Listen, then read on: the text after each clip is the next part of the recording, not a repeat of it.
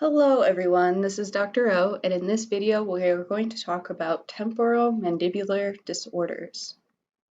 So what are temporomandibular disorders, and what occurs with dislocation of the jaw, also known as subluxation of the temporomandibular joint? So temporomandibular disorders is sort of a broad term that encompasses all inflammation of the temporomandibular joint. This can involve many different types of structures, such as the bony articular surfaces that can be affected in arthritis, either osteoarthritis or rheumatoid arthritis. This can also affect the articular disc. Inflammation can also present in the retroarticular tissue. You'll remember that this is where the neurovasculature sits, and it is also within the articular capsule. One other structure that could be affected, but all can be, are the muscles of mastication. So with overuse of these muscles or chronic spasms, this can also lead to this temporomandibular disorder. Any changes in the bone or the cartilage or misaligned teeth can lead to changes in the temporomandibular joint and this disorder.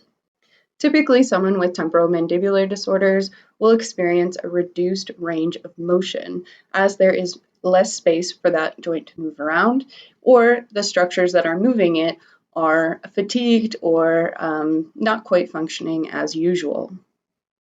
People also experience pain.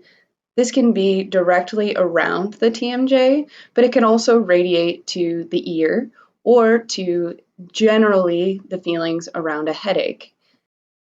With chewing or speech, people also often have crepitus or clicking of the joint. And what this is related to is likely this disc, and it has a bit of a delayed movement through sort of the change in the joint structure. And that clicking is something you can hear, but it also would lead to dysfunction of the joint.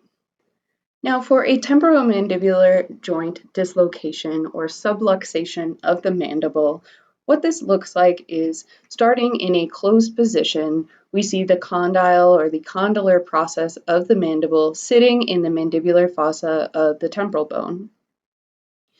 When someone is yawning or taking a really big bite or potentially at the dentist office getting their teeth cleaned, the condylar process of the mandible displaces anteriorly. Now, this displacement anteriorly is what we call protraction, and some level of it is absolutely normal. In order to get our mouths fully open, we need to see some protraction. However, if the condylar process protracts or displaces anteriorly beyond this articular tubercle that we can see here, that then is a dislocation.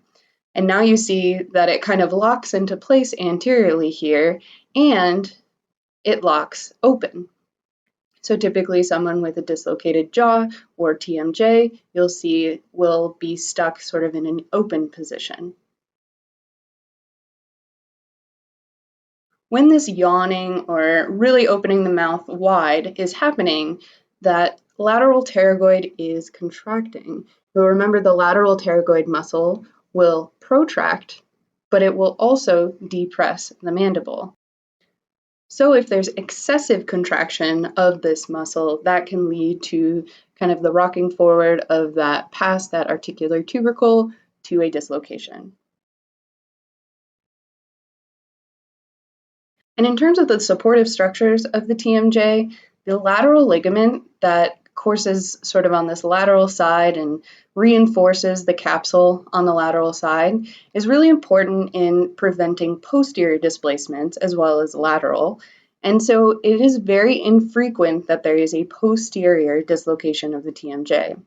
So as well as that lateral ligament, we also see the bony structures kind of prevent the displacement posteriorly, whereas anteriorly there's a little bit more space to displace forward. So I'd like you to answer the following question. I want you to describe the actions from a closed position to a dislocated position of the TMJ. So go ahead and pause so you can write out these actions.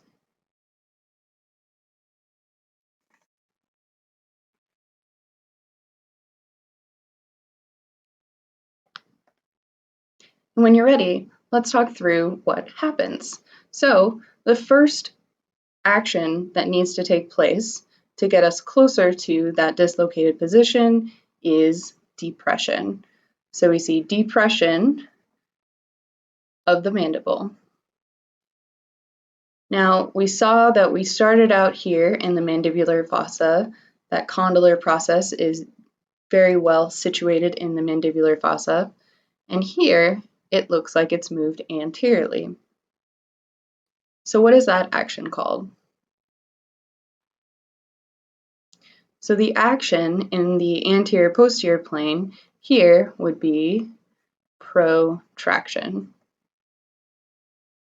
And as we see here, protraction beyond this articular tubercle, and now we're in a dislocated position. So thank you so much for your attention in this video. I look forward to seeing you in the next one, and always feel free to reach out with any questions you may have.